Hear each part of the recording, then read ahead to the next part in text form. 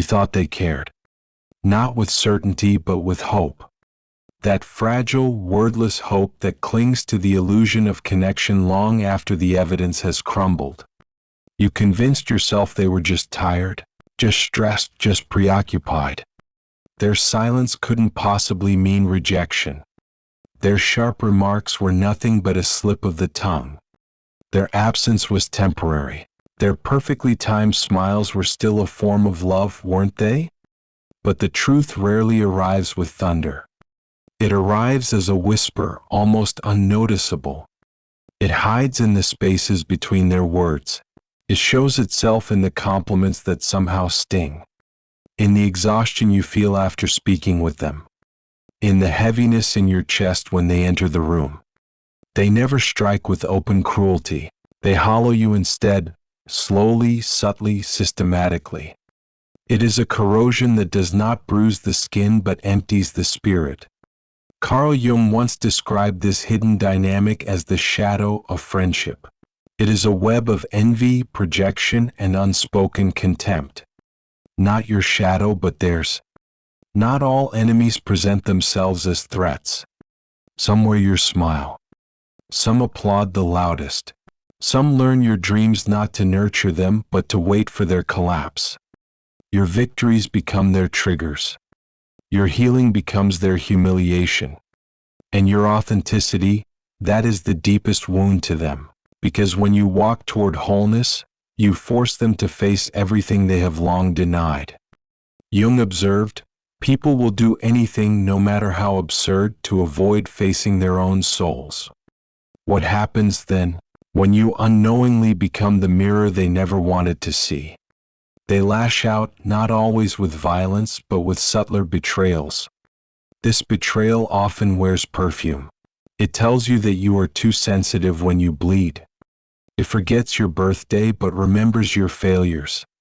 It hugs you but only after scanning who else is watching. It claps for you, but only as long as it can later copy you. This is the archetype of the false ally. A fragmented soul orbiting others in endless comparison. The tragedy is that you let them in not because you were naive, but because you were hopeful. Because you believed your love and loyalty could soften their edges. You thought if you dimmed your light just a little, they would stop flinching in your glow. But the truth, the one no one dares say aloud, is this: some people are not afraid of your darkness. They are afraid of your healing. Because healing is confrontational. Healing sets boundaries. Healing tells the truth. Healing walks away from chaos. And that terrifies those who feed on your fractures. The first sign of a counterfeit friend is never obvious. It is not a confession, not a slip of the tongue. It is a weight, a quiet unease, a feeling that your joy must be rationed, that you must shrink yourself to remain safe, that you must constantly explain your choices, your beliefs, your very existence. This is not love. This is psychological parasitism. Jung reminded us that relationships mirror the unconscious. They show us not only who others are, but who we are willing to become just to keep them. And if you find yourself becoming smaller, more anxious, self-doubting, or numb simply to preserve an illusion of closeness, then you are not in friendship. You are in shadow. So the question is not when they betrayed you. The question is when you first betrayed yourself. Was it when you laughed at a joke that stung inside? Was it when you defended them even though they left you stranded? Was it in the 1,000 tiny silences where you edited yourself, diluted your magic, or played dumb just to keep the peace? That wasn't peace. That was self-abandonment. That was fear dressed as kindness. That was you betraying your inner child for a seat at a table where love was always conditional. The pain of false friends does not lie only in their cruelty. It lies in what they take. They take your reflection. They warp your memory. They leave you questioning your worth not because you lost them, but because you lost yourself along the way. That is the wound that lingers. Not the absence of their texts, but the echo in your own heart whispering, "Why wasn't I enough?" But let me tell you, Your empathy was never the problem. Your love was not foolish. It was strong. It was real. It was simply misplaced. You aimed it at a mirror, not at a person. And when we love a mirror, a projection, an illusion, we bleed for something that never truly existed. Jung once warned, projection is the most dangerous psychological process. Because once we assign meaning to someone, they are loyal, they are kind, they would never hurt me, we blind ourselves to what they actually are. We do not see them. We see our own need. And in that blindness, we hand them the script of our worth. We let them narrate our value. And this is how the false friend survives, not by dominating us, but by quietly distorting us. They mold themselves to our wounds. They become what we crave. And when we lean on them most, they vanish. That is their design. They were never truly there for you. They were there for what you gave them, your attention, your vulnerability, your light. And deep down you knew. Your intuition whispered it, but your hope silenced it. You gaslit your own soul in the name of loyalty. So what now? Now you reclaim the narrative. Now you stop asking the wrong people to see the real you. Now you stop explaining your worth to those committed to misunderstanding it. Because your peace is too costly to rent out to counterfeit connections. You have suffered enough. You have felt enough. And now it is time to become enough for yourself.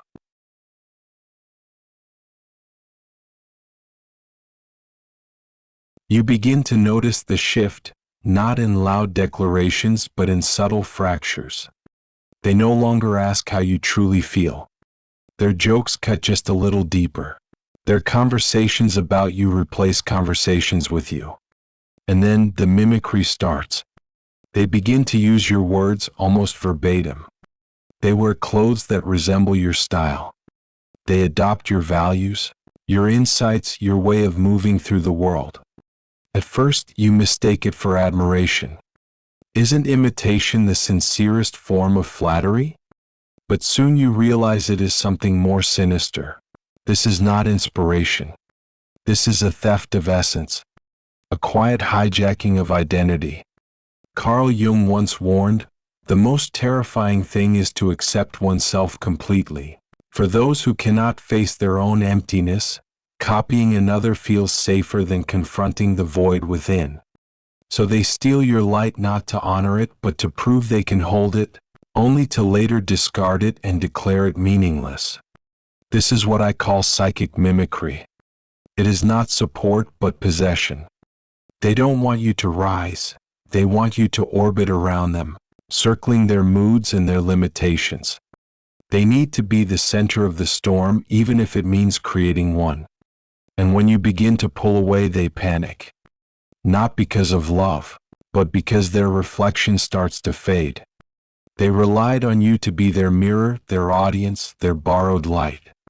Without you, they must face themselves, and for someone who has never done the work of self-reflection, that is unbearable. Jung observed, until you make the unconscious conscious, it will direct your life and you will call it fate. The counterfeit friend avoids this reckoning by turning you into a substitute self. They cling to your energy as a way of avoiding their own stagnation.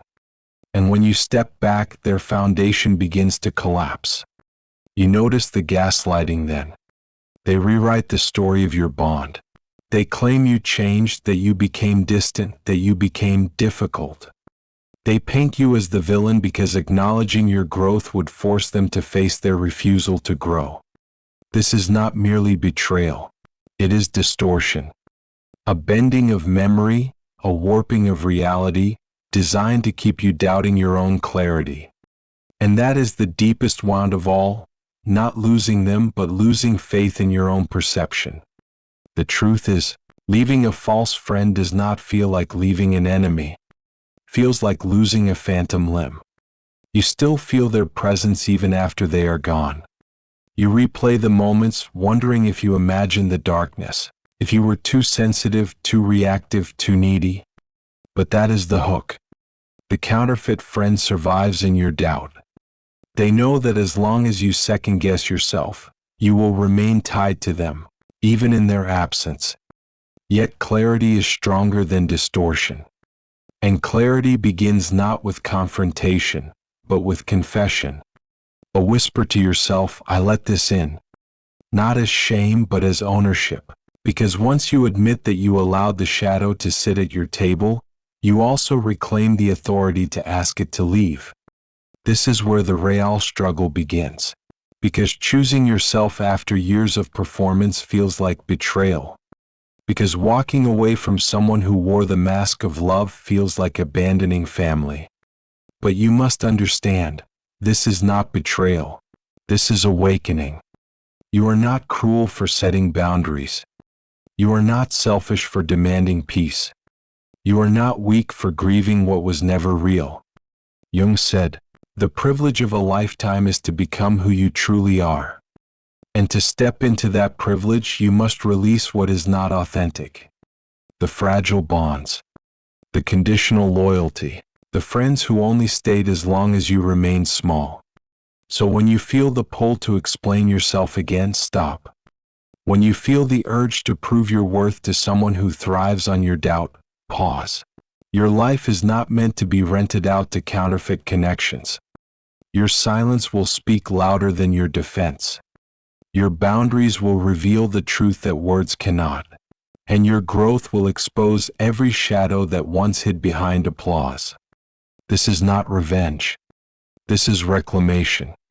The quiet return to yourself, to the voice you muted, to the joy you rationed, to the boundaries you denied. And as you return, something extraordinary happens. The mimicry loses power. Because once you reclaim your identity, no one can impersonate it. Once you accept your wholeness, no shadow can convince you to shrink. The mask of mimicry falls away, and what remains is the truth you always knew. Real friends don't copy you. They celebrate you. They don't drain you. They nourish you. They don't silence you. They help your voice grow louder. This is the beginning of freedom. Not freedom from them, but freedom from the illusion that their reflection defined your worth. Now you see clearly. Now you choose differently. And now, finally, you belong to yourself.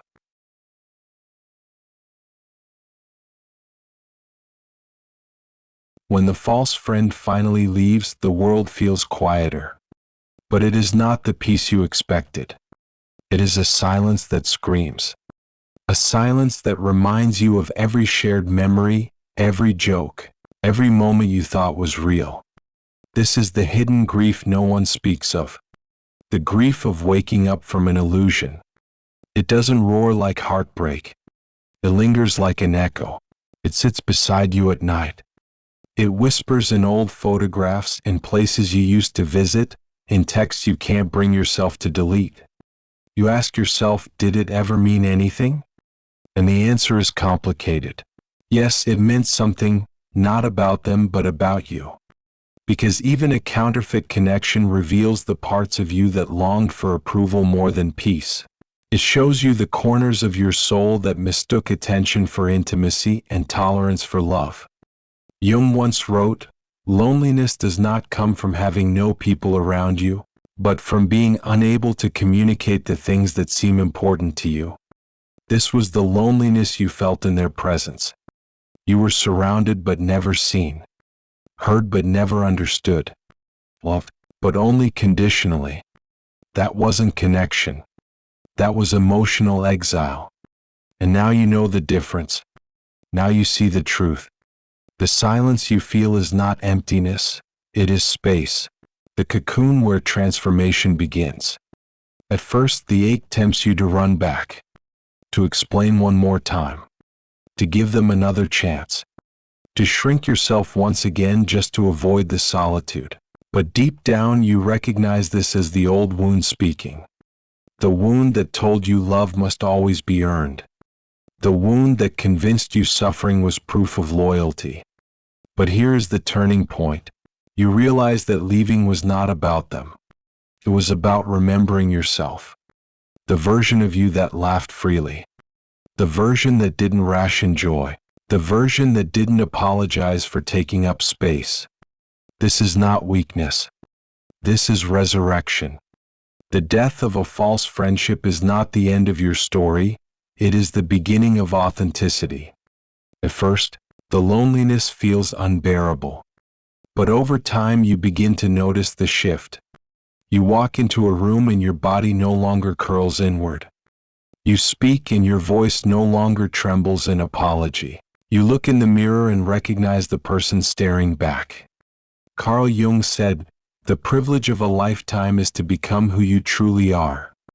This is the privilege you are stepping into, and like all privileges worth claiming, it requires loss. You must lose what isn't real.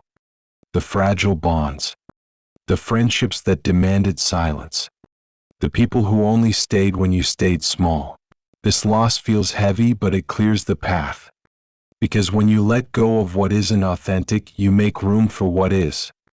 Friends who don't compete with you but stand beside you. People who don't drain you, but water your spirit. Love that doesn't fracture you but makes you whole. The silence that once screamed begins to soften. It no longer feels like absence. It feels like clarity. Feels like safety. It feels like home, not in another person but in yourself. And when you finally breathe in that stillness, you realize something profound. You were never too much. You were never too sensitive. You were never broken. You were bending to survive. And now you no longer need to bend. The silence that heals does not erase the past. It transforms it. It turns betrayal into wisdom. It turns grief into clarity. It turns loneliness into a sanctuary where your truest self can finally emerge. This is the gift no false friend could ever give you. The freedom to become whole without apology.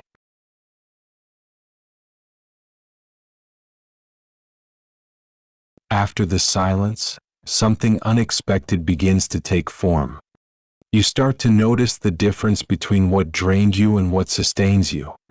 For the first time in a long time, you sense the outline of genuine connection. Real friends do not fear your boundaries. They do not ask you to become less so they can feel like more. They do not measure your worth by how much you bend. Instead, they honor your no, they celebrate your yes, and they never confuse silence with love. It takes time to see this clearly. Because when you've been conditioned to accept counterfeit affection, authenticity can feel foreign, feels almost suspicious at first, too easy, too calm, too steady. But slowly your nervous system begins to recognize safety. You realize that peace does not require performance. Jung once said, "The meeting of two personalities is like the contact of two chemical substances. If there is any reaction, both are transformed." This is what true friendship does. It changes you, but not by erasing you. It changes you by expanding you. By inviting more of you to come forward, not less.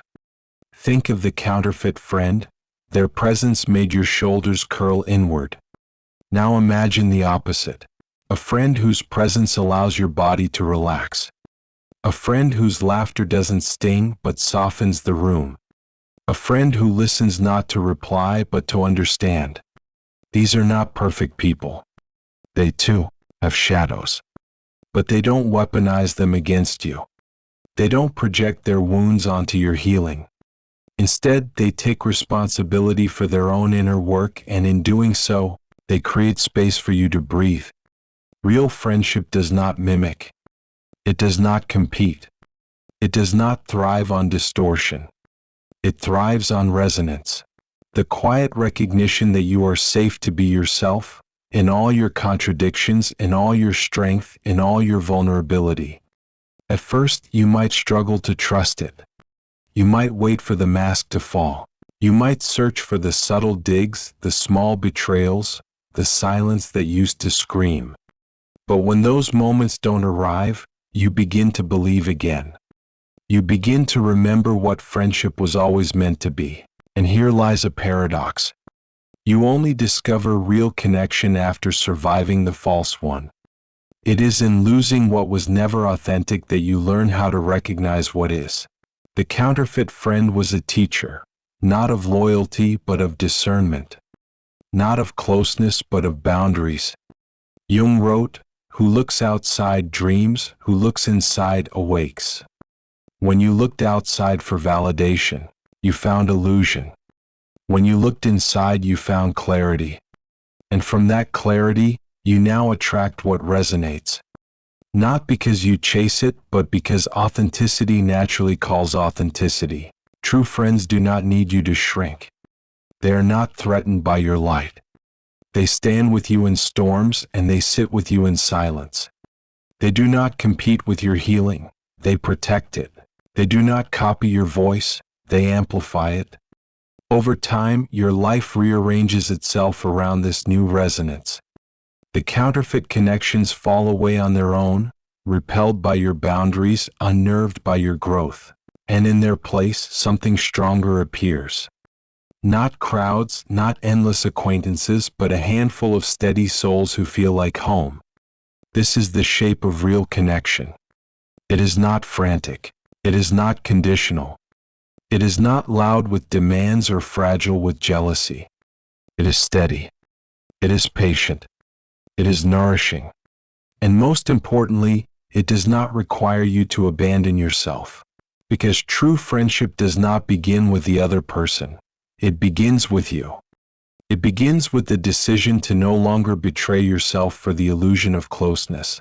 It begins with the courage to believe that peace is not too much to ask. It begins with the radical act of becoming your own safe place first. When you embody that truth, you no longer chase. You no longer beg to be seen. You no longer explain your worth to those committed to misunderstanding it. You simply live in your authenticity. And from there, the right people will always find you. This is the quiet revolution of real connection. It does not roar. It does not perform. It simply exists, steady, enduring, and real. And as you stand in this truth, you realize something profound. You were never asking for too much. You were asking in the wrong place. Now you ask differently, not with desperation but with discernment. Not with fear but with trust. This is not just the end of shadow friendships. This is the birth of authentic ones. And in that birth, you are finally free to expand, to grow, to become. Because real friends don't just accept who you are. They remind you of who you've always been.